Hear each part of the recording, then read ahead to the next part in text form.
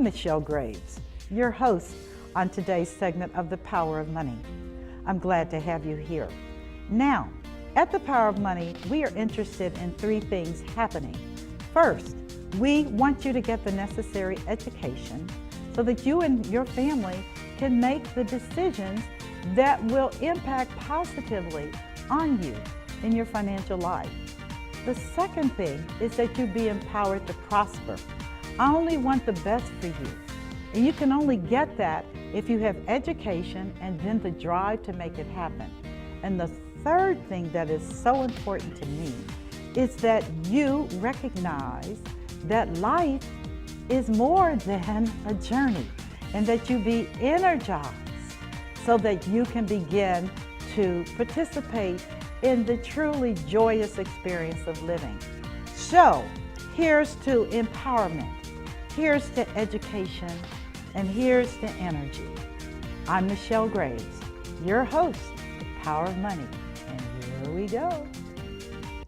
And here we go, and as always, I'm delighted to be in your lives and in your homes, mobile phones, wherever you're listening to me right now or watching me right now. I'm just honored to be able to share with you over the next hour information to help you and to give you more insight in the days that we are facing today. So without question, my next guest is a familiar face on the show over the years. He always has a powerful perspective about the subject matter that he specializes in, and that is Craig Matthews, attorney at law. His areas of concentration in the practice of law are elder abuse, financial abuse, specifically sexual harassment. We'll talk more about that in lieu of the things that are coming forth today, and others. But I want to share today, I've got him for an hour and I'm just gonna question him and talk him to death. I am, because he just knows so much. So without any further delay, we're gonna get right into the meat of today's show, which is financial abuse of seniors. Okay, sir, how are you? I'm very well, and I'm very glad to be here again, Michelle. I am always happy to have you here, and I'm delighted that you were willing, because attorneys, you know, you all are always juggling clients, court dates, trial day. I mean, yeah, and today is a holiday. Well, today's a holiday, but even when it's not, yeah. I like being here because you believe in educating people, informing people about the issues that are so important. Yes, they are. And they are. I can help inform, you know, one client at a time, or if some of my cases are in the newspaper.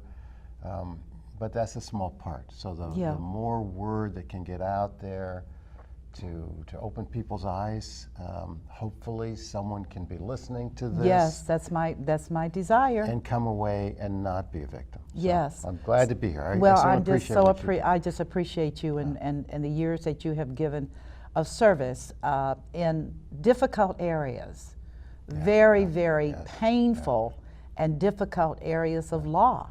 And so let's begin by, I always like to hear stories.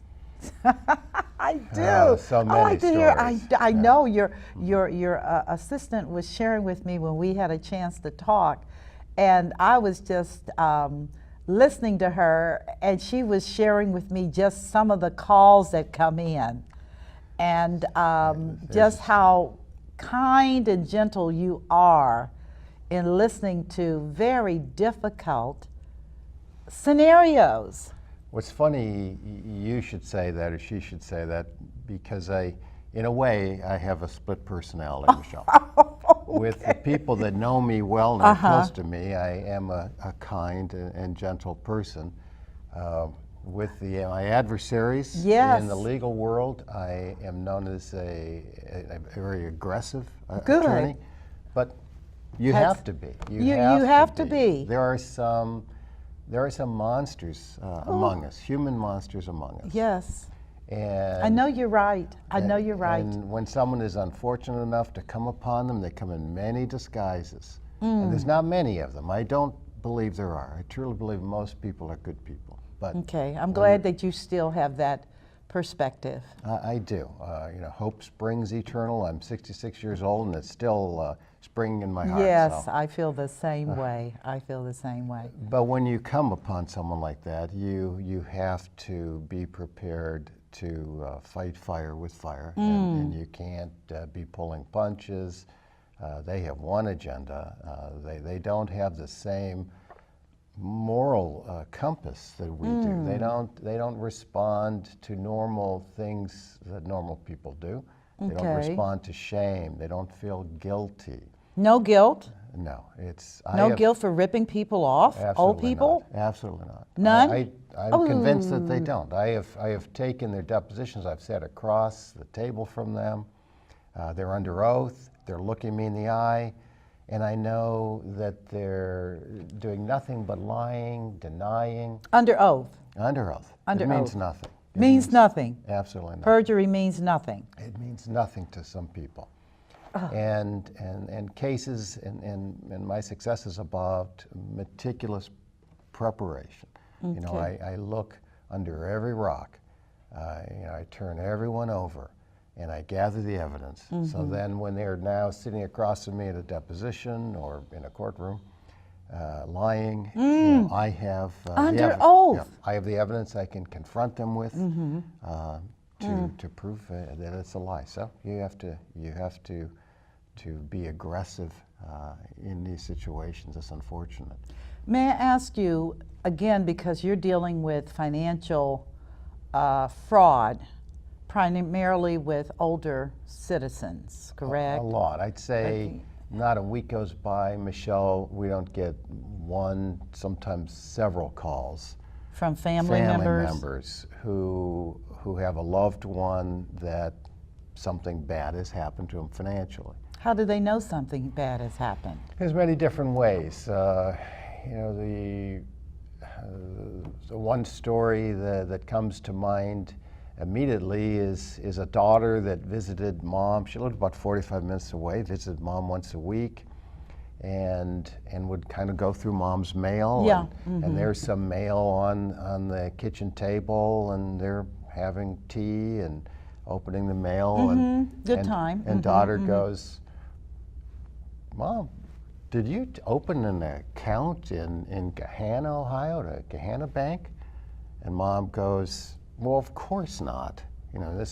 She's living in Beaver Creek. Why would I open a bank account in Gahanna?" That makes no sense. Well, Mom, this is a letter from a bank in Gahanna, and it said, "Welcome new customer." Well, that must be a mistake. The daughter goes, "Well, it's addressed to you, and it's at this address." Well, I don't know anything about, obviously that's a mistake. And of course the antennas went up on the daughter. And the lesson here, and it turned out that was a case of fraud, and $400,000 had been removed from the bank account in Beaver Creek and transferred to a bank in Gahanna. And from there, a lovely $400,000 house was purchased by the perpetrator. You know what? I guess coming out of banking myself and having owned a bank, the question that arises to me is, how is that possible? Because there is a paper trail. The federal bank, there's a paper trail. There's a paper Craig? trail, but no one's watching it. That's the problem. There's a paper trail and no one's watching it. No one is looking. The banks have systems in place Yes. to send alerts out for unusual transfers in Yes. excess of $10,000. Yes. But if no one, so an alert is sent out, it's basically an algorithm. An automatic report is sent. But if no one is looking and someone is calling out, "Help, help, help," and no one's listening, no one's going to come and help. So these internal reports are being generated, being sent to regulatory agencies. Requirement. No one's paying attention. And no one, because they're not paying attention, I have to believe that this situation you're sharing is probably repeating itself all over the United Absolutely, States. yeah. Last number, this is probably an old number, right? Like $30 billion a year is being siphoned out of our loved ones, our older people's $30 account. billion. It's a big number. Yeah. That's a lot of zeros. It's a lot. It's a big number, and That's it's a lot probably of bigger it. than that. A lot of it is done by family members. This case I'm talking about wasn't a family member, but most of the elder fraud that I see, the perpetrator is an insider in the family. So what can we do? Yeah. I think that banks regulations should be imposed on banks to see that they send reports regularly of activity on accounts, and there should be a designated family member that at least gets a report. Not the details, not this check was written to this person. That's private, and people don't want to share that kind of information. However, just the fact that, and this is so easy for a financial institution to do with algorithms and software. So someone that is 80 years old or 90 years old, and their house has been paid for many years ago, their expenses are very fixed. Their monthly checks are going to be pretty much the same should be. For, it would stand to reason, yes. For a long should time. Be. They're a long time. And the banks can, computer software can easily tally about how much money is spent every month, and come up with an average of so much per month. And the software can be developed to send a trigger if that suddenly spikes up. Okay. And say the trigger or could any be 10%. Unusual activity. And any unusual, a single big check to at least send out an alert. And why not have a system set up where the older account owner can designate their daughter or their son or their financial planner or someone their tax professional, someone that they trust that's not going to be into their business and well, why did you write a check to Susie Q? Because that might be no one's business. But to at least alert someone that a lot of money has just left. And ask then that person just gets that alert and can call up. Did you know that your spending went up 20% last month? Or as I have encountered, ATM activity. Absolutely. ATM activity, all of a sudden, they're not writing checks, but money is leaving. Cash withdrawals. Cash withdrawals. But again, there's usually a pattern there. So an older person, they don't get around as easily, and someone might help them out to pick up prescriptions or groceries. Well, how are they going to pay for that? They don't want. You can't pre-write a check. You don't know the amount, so they let them have an ATM card, and that's okay. And say $100 a week or so, and just mad money or whatever and that's have okay too. Yeah, there's nothing that's wrong. okay too. But that would be part of this algorithm. So much is spent on checks, and so much is online payments, and so much is cash withdrawals. Now all of a sudden, instead of $100 a week, $430 a month, it shoots up to $300 a week, or $400 a week, or $1,000 a month. At least alert With no someone. paper trail of source. It's just cash. Just Correct. cash. Correct. It just send out a red alert to someone so that they can take a look. There might be a completely legitimate explanation. It could be a medical procedure or an expensive drug, but and I'm not talking about shutting down someone's account and freezing their account. I'm just saying send an alert out. Well, just it's interesting. I don't mean to cut you off, but the bank I bank at will actually call me. They'll call somebody in their security department will call me and say to me, we have noticed some unusual activity in your account. Now, the first time it happened, I was in Florida, and I kind of flipped out like, wait a minute, I'm shopping. And but I'm in Florida. I'm in Florida. And she was like, well, we just do this because we don't want any problems with high balance accounts. You know, we need to. There's a credit card company called? No, my bank. Your bank, okay. My bank called because of a large number of ATM transactions. I see, okay. When you're at the store and you give them a debit card, or you just do cash, and they put a flag on my account after I talked to them, and they said, we have made a note in your account that you are in Florida, and that that you want, and they asked me, how much money do you want us to authorize without contacting you? And I gave them an amount, and she said, please, we're not trying to be difficult, we just want to make sure that our clients don't get mishandled. And so that happened to me. So it can, and that tells me. It tells me it can something. be done. Here's the problem with that. Okay. The problem with that is that the notice is being sent to you. Now, if you, instead of being you, a highly competent, alert, oriented person, if you are now 94 years old. Oh, God. And you're suffering from dementia and short-term memory loss. And you get a call from your bank, who knows how you're going to respond? Oh, typically, people are defensive. Yes, no one wants to think that they're being exploited or taken advantage of. It's just, it's not human. Our instinct is, well, of course not. So you have a person who has been highly successful all their lives and organized and with meticulous and they're on top of things. Savvy. They're not used to people looking over their shoulder and telling them, well, what, are you doing the right thing here? So they don't respond to these alerts. Of course not. They don't respond. So what do you propose if a third party? A third party. A third party. That would be authorized by the bank customer. Correct. To communicate if there's any.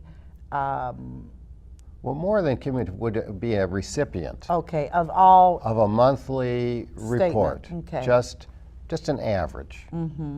This was the It can be done, Craig. But I'm going to tell you, is the bank going to do it? Not unless they're goaded into it. It's just, well, there's no money for unless a bank. They're engaged in some kind of a lawsuit where they actually, by their negligence, are liable, perhaps. Correct. I don't want to use legalese here, but if your loss is a result of their failure to adhere to specific bank guidelines, like the $10,000 rule. Well, the banks have basically protected themselves. Oh, sure they have. Of course they have. And as well they should. I'm not. It's hard to sue a bank. It's very difficult to sue a bank. It is hard to sue a bank. But it laws, can be done. You did it. I did it. You did. But it was overwhelming evidence in that case. But that is very difficult. Yeah. But here, I'm not talking about imposing bank liability. The bank would simply be authorized by the account holder to send an alert, a mail alert or an email alert to a designated person. There has been a change in the pattern. Our algorithms have detected a change in unusual pattern. activity. Yeah. And allow that person authority to discuss with what's the bank, going on. not to transact business. Right. That's another problem.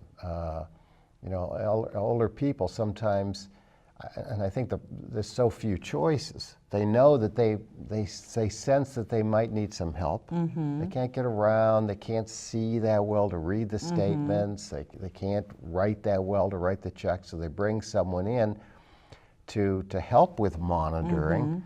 But it's a black or white. Either you keep everyone out, or if you let them in, they have access to everything. Yeah. And that's the problem. And then if they have access to everything and they happen to be the problem, maybe. the perpetrator. Yeah, the perpetrator. Now the perpetrator has got access to their passwords and authority to transact business on their account, and that's how the money is stolen. Yeah. Where the solution I'm proposing is that there be a third party that doesn't can't write checks, can't authorize withdrawals, but can see if there's been a change, a pattern change. And then the first thing that person should do, of course, is talk to the older person. Right. You know, Mom. But you know what? Dad. It just occurred to me. With long-term care insurance policies, there is at the time of application, you have to identify an individual that the insurance company can contact if you haven't made your premium payment. Correct. Correct. They have that Exactly. option. Yes. And it's Why not do something why not similar? do something similar? That's what I'm saying. So there is precedent Absolutely. for this. Correct.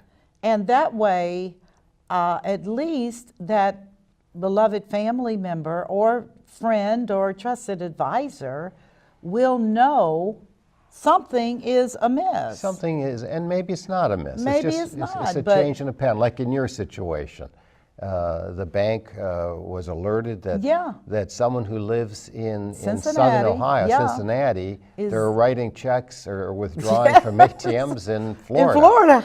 But the Yeah. explanation is, well, you were in Florida. Yeah, I was You like, need to withdraw you know, money. what do you think people do in Florida? You know, we don't sit inside a house, but So they can do it. they did can do it. it, yeah. I was absolutely, I didn't take offense because I just said to them, you have the capacity to do that? Mm-hmm. And she said, yes, we do, which told me that if they can do it for me, they can certainly do it for others. Absolutely. And I think that the issue with seniors, particularly elderly, because seniors by definition are supposed to be over 60, but elderly by definition are 80 and older. And, highly vulnerable. and things Yeah. change. Yes, physically and mentally. Yeah. Viewers, hear me on this. When you get 80, things change significantly. So red alert, if you have family members that are 80 and over, circle around them. Circle around them and pay a little bit more attention to their comings and goings and how they do things, because things change when you get into the category called elderly. And that is true. Yeah. And you know, talk about stories. A case came in somewhat recently where grandma and grandpa were in their 80s. Okay, elderly, Still okay. living independently. Okay, good for them. Grandpa, dementia. Okay, granddad had dementia. He had Okay. dementia. Grandma's, you know, preoccupied caring Yes, for with him. him. And granddaughter. Granddaughter, who was okay. a sad case, needed a place for her and her boyfriend to crash. Boyfriend? Yeah, her and her boyfriend to crash. Okay. So grandma, being a loving, compassionate Yes, person, because they love their grandchildren takes in their granddaughter and her boyfriend. and her boyfriend. And the next thing, the granddaughter and the boyfriend offer, well, we could help you with the shopping. It's that Okay, gets the you're AT living there, you should. gets the ATM card. Ah, the ATM card. Okay, got it. And then also, of course, they're living in the house. Yes. And can open the door to Grandpa's den where the computer is, and Grandpa's got the password on a Post-it note. Okay. Or Grandma has the password on a Post-it note next to the computer. So there you now go. they have access to the accounts, the Yes, bank accounts. yes. And within 2-3 months, $40,000 Oh, no. was gone. Oh, no. And the sad thing is, Oh, no. these are life savings Oh, that no. people have struggled and you know, it's not easy to save money. Of $40,000 for an elderly person, Yeah. it's not like they're working. No, and that money is gone And it's forever because these gone. people were heroin addicts, opioid yeah. epidemic has Yeah. struck, and they needed the money so it all went into their veins, so to Yeah. speak. So It's no gone. recovery? That money's gone. Money gone? Money's gone. Oh, what are you, is that criminal? Well, it's criminal, but it's very tough to get law enforcement involved in crimes of this nature because their training and their focus is more for non-financial. Okay. Does someone have, are they growing marijuana in their backyard or taking drugs in the trunk or throwing bricks through windows, that kind of thing. But when you're dealing with a granddaughter being given, access to grandpa's computer, and then the granddaughter will claim, well, this is gifts, Prove it. Yeah, well, but the police, Okay, but they're not really they're not set up trained for in that. that Correct. type of Now soft crime. That's correct. Now you're incorrect. They're not. Yeah. White collar crime Yeah. is a difficult Yeah, layer. to prove. Yeah. But Yeah. the But money's gone. The money's gone. So sometimes it is too late. However, had an email been sent or a letter to a trusted family member, I mean, mom comes in with two daughters that lived in town. They knew that the granddaughter and the ne'er-do-well boyfriend were living there, but okay, they didn't have they were concerned, but But not invasive. yeah, they're not going to be invasive. But they had no idea. But if they had received an alert, indicating that cash withdrawals from Grandpa's ATM card have shot up, 750%, Gosh. they would have immediately driven to the house. Or Grandpa's IRA, a $15,000 withdrawal was made.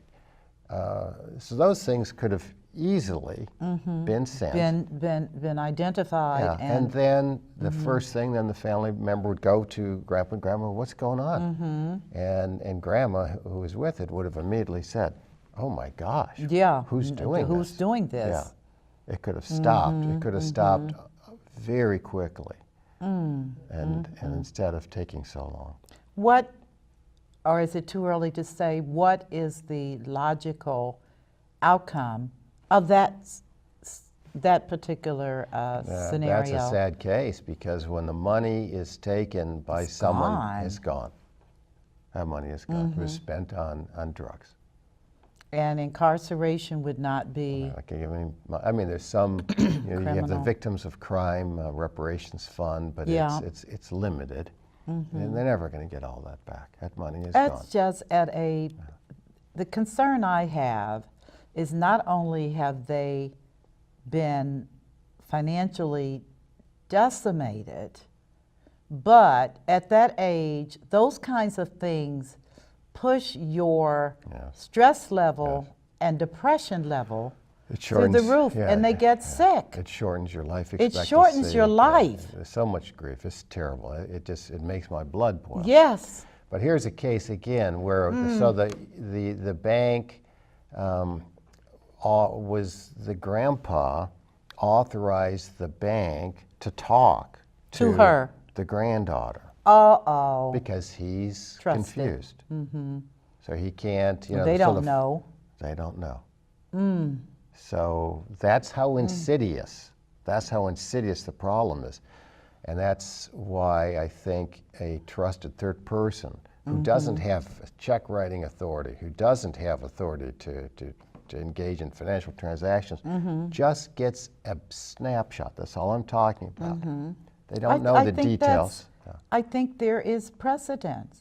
And again, because of my situation, which I don't believe is unique as a security issue, but also because given the fact that a preponderance of older people bank.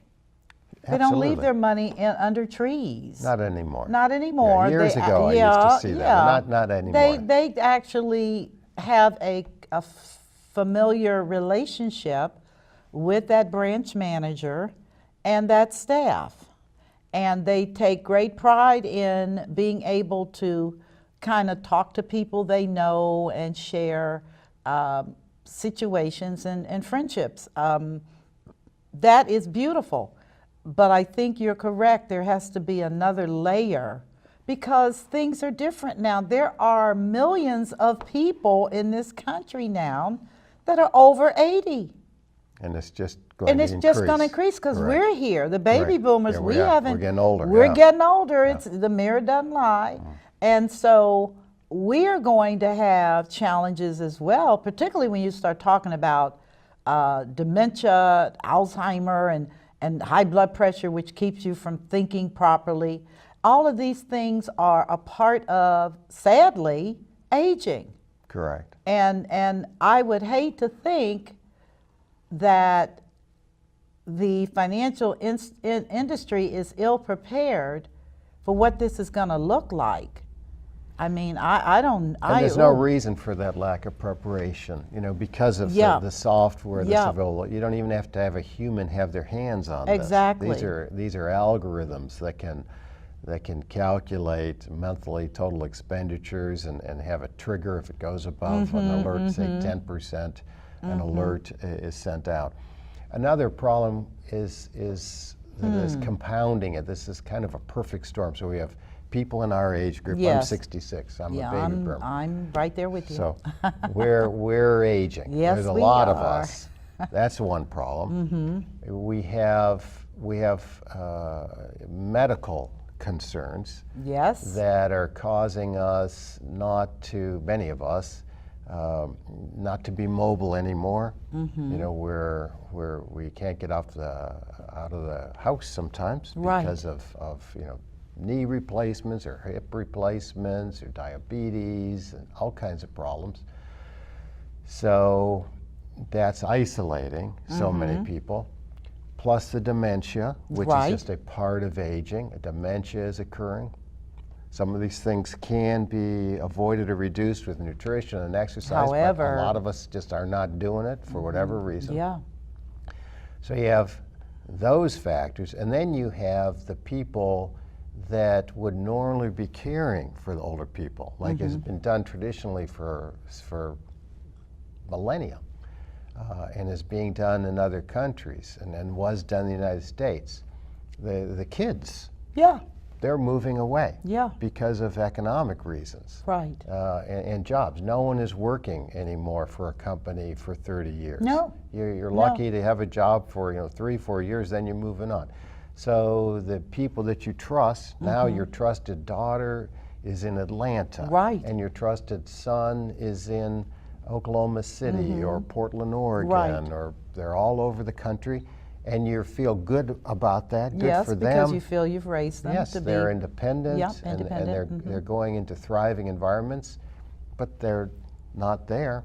No. But that's the beauty of the technology. So the idea I'm talking about could send an alert to the daughter in Atlanta, could send an alert to the son in Portland, Oregon, and at least get on the phone and ask or somebody. FaceTime or Yes, whatever. So right. much available. The technology is a powerful tool. It is very powerful. So it can bring families together in a non-traditional way. So instead of the daughter sitting at the kitchen table, which just physically isn't possible. Right, but she can always do FaceTime. She can do FaceTime. Talk to her Mom, on the phone. what is going on? I just got this alert that there is $750 of cash withdrawals from your account. What's happening? What's happening here? I think There you that go. that is very powerful. Yeah. That is very, very powerful. But how does one, given the fact that the breaking up the family under the traditional definition, where everyone was shared community, shared church, shared activities, married within the community, children, grandchildren, everybody, it was just like a very nice little pod. And all of this is gone. It is gone. It's gone for good, by the way. I don't think that's going to reverse. I do not believe. The two children that have left at college did not come back. The one child is back, but again, she's very busy and with her family and her life. So the way that I grew up was very different than what we're looking at today. Those days are gone. They are gone. We can be sad about it, but that's not going to help the Oh situation. no, not at all. We must adapt. We absolutely must adapt. The species that survive are the species that have Yes, adapted. indeed. We have to adapt. So our culture has to adapt. Let's take advantage of the electronics I agree. that these young people have brought into our lives. Yes. Thank goodness for grandchildren to teach us how to use Isn't that the an odd iPhone thing? At the point your 4-year-old is smarter, when he pats me on his hand, on my hand, and he says, "Mimi," I say, "Yes, Bradley." he said, you need to do better. You're doing this wrong. You're doing this wrong. And I had to kind of blink, because here is a very innocent 4-year-old showing me, now this is how you do it on your iPhone. And I'm like, what's going on? Yes, this is the reality. But they Yeah, but don't. they They do know. have the wherewithal for the electronics and for these kind of changes. They don't have the wisdom, of course. That is exactly what is That's absent. so much importance. is And what this is is absent. all across the world, and this has been historically. The importance of the elder generation Right. has been critical. Right. They're called elders. That fabric is being torn apart, in part because of the physical separation. Yeah, I think But that has a lot to do it. let's use this technology to try to adapt to that situation. Okay. And that's why, so many grandparents or people my age, they're keeping up with their grandchildren. Yeah. I met with an attorney just last week who's in his 70s, and he FaceTimes his granddaughter. Yes. Every morning. Yes, And he's having yes. breakfast with his granddaughter. Yes, And they're yes. laughing, and Yes. hey, he's keeping up. So that's using, and he's not. He's somewhat of a Luddite, Okay. but there he is using his. I think that's wonderful. His iPad to Yeah. keep up with. So So how does one, given what you feel is a significant increase in financial abuse of seniors, what are some of the warning signs to family members while we're waiting for all this to take place? What should people be aware of as far as red flags? you're talking about for financial? Yeah. It's the changes in the financial picture. That's Okay. the red flag. All the cases and I have seen many cases. I started doing this many years ago before it was popular. Back in the 80s was my Yes. first case that came to me. Every single case, the clues were available in changes in the financial patterns. Okay. Because when you're dealing with people that are in their 80s, there's usually a consistency Okay. in their spending patterns. Of course, there would be. They're not buying houses. No, and they've buying done new all cars. that. It's all been there, done that. Yeah. They're trying to Just- downsize the value. Yeah. So it's apparent. The clues are financial, but how do you get those clues to people who are alert and can do something about it? Right. Because the problem is if you're just sending the bank statements to the account holder, and the account holder is 89 years old and has moderate to advanced dementia, that's not going to help anyone. At all. They don't understand. They probably can't even read the financial Right, statement right. because they're macular degeneration Right, or whatever. exactly, So it's exactly. useless. And plus, the statements that are sent, the print is The so print fine. is so tiny. It's ridiculous. It's so tiny. I'm I sounding can't like read an old it. person, I No, know. I'm like, I've gotta what put my is readers this? on. Yeah, I do. So that is ridiculous to be sending the information only to the account holder. Mm-hmm. But a solution isn't, adding someone as a joint No. account owner, because one, that's not necessary. You don't need to have someone jointly owning your account, which can create all kinds of other problems. Yes, it does. As a lawyer, I Oh, no. never recommend that. It's just a bad idea unless it's your partner. So let's get alerts being sent to designated people. So that's the first thing, is to see if an alert can be sent, Correct, asking the bank if that could not be done, correct. and making sure that they are aware. I don't think it's going to be done unless it's regulated. I think you're right. Yeah, what's going to motivate a bank? Because that's going to take, some. come on. It's the software is there; it can easily be done, but to make it happen, That's going to be it has to another be mountain. it has Yeah. to be a motivating Yeah, factor. and that means your congressional representatives and everybody has to have a stake in it. Correct. And when the bank lobbyists are saying, "Well, that's going to cost us It's so going to much," be more money. yeah. And But when you look at the cost on the society. Here was, in case I'm talking about, $40,000 just went to some drug sellers to buy heroin. Is that a good investment of $40,000? I don't think most people would agree to this. Well, you know, we're in an interesting time in history because one side of me demands that there be much more consideration and compassion for the elderly and for people, because if I live long enough, I'm going to be a part of that. And I don't want to be in a situation where I am abandoned or I feel that the services are not going to be adequate, which is what I'm looking at now. I'm looking at nursing homes, I'm looking at people not able to live safely at home. And getting back to what I had asked you earlier, so we have one thing. What's another thing that families should be on the alert if they don't have access to mom and dad's bank statements? Because I'm going to be honest with you, my parents are in their 80s and I'm not going to get the bank statement. Well, again, now what I'm talking about isn't the bank statement. Yeah, it's a notification of a pattern change. Yes, right. I That's got all that. it has to be. Okay. But short of that, without someone trusted being able to look over the shoulder, then it's not going to be a solution. You cannot stop someone who has dementia from making terrible mistakes and being exploited. I had a client that was a widower. Her husband had died about 30 years earlier, and someone came to the door and told her, you know, it looked like her roof needed some work, and brought her outside and, you know, look at these, look at the pattern there, and oh, you know, okay, and what do you need? And it ended up costing her to do some ridiculous nothing to her roof. Yeah. $52,000. $52,000. Yes. That's on 4 roofs. Yeah.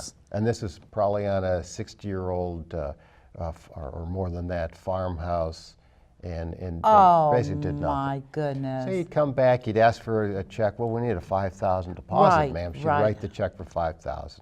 He could tell that she had memory issues. Yeah. He comes back the next day. Remember, we need that check for $5,000. Oh, and she brings out her checkbook. Doesn't even see that she had written that check.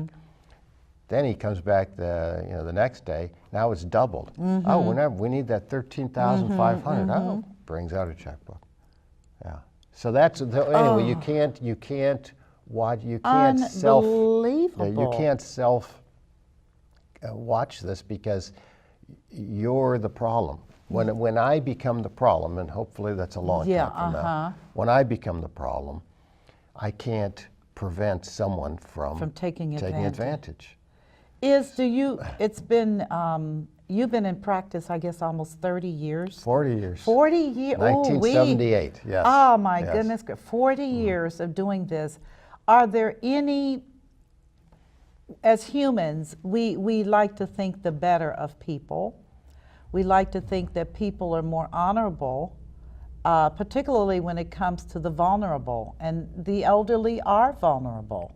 Highly vulnerable. They're vulnerable. They're caught in time, and they're still here. Are there things in terms of developing community relations where the community can begin to embrace the elderly differently so that they are aware? Yeah, absolutely. I mean, the character of a society is reflected by how it treats its elderly. Yes. That is just a truism.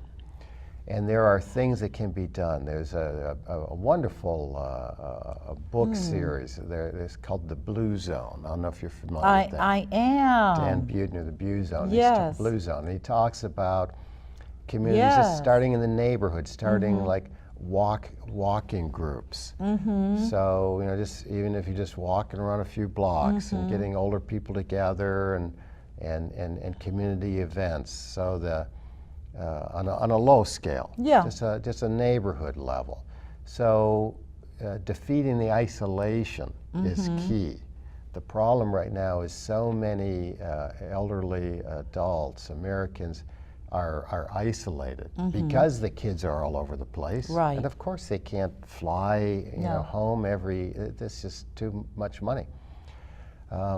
So the substitutes would be, neighborhoods, organizing, more interaction, more neighborhood interactions. And such. Okay. Of course, church is a wonderful thing.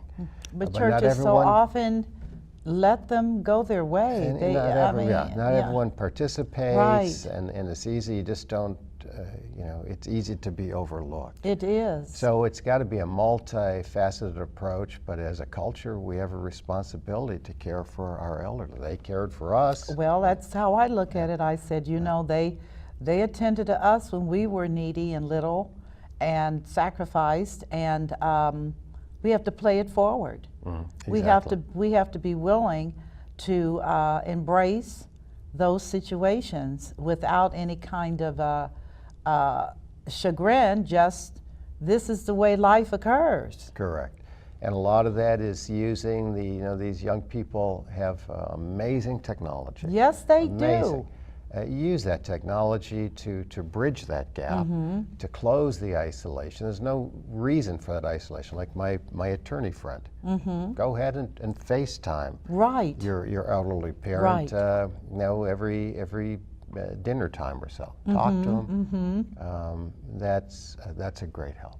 I think that you've given me some insight to this problem, and at least one solution that I think has great potential. It's just working through the maze of bureaucracy and the politics to where our elderly and seniors are a priority. Now, given our budget deficit, people don't want to pay taxes, but yeah, you need funding for Yeah. any programs that are going to help people like this. And banks are making money, of course, and Oh they my should be. goodness, And yeah. financial institutions, as they should be, and there's nothing wrong with that.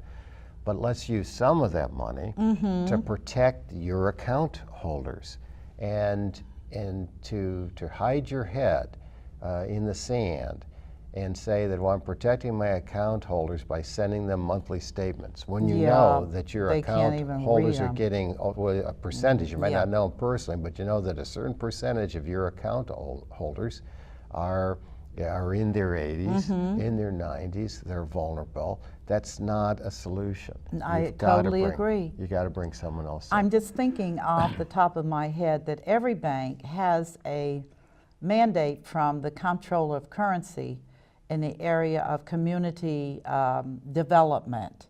They have to be involved in reaching out in their communities in some way.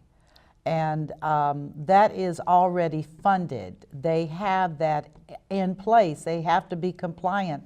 They have to provide a report every year showing the different things they've done to reach out to the community, lending programs, sponsorship events, all that kind of stuff comes under that umbrella. And what occurs to me, and I don't know who I need to talk to, but it's worth a talk. It's worth talking to those persons who are involved with that compliance piece. I like that. Yeah, I it's like under that. community development. So Yeah. we have some budget set aside for that Oh, already. yeah, Let's banks have put- to meet that.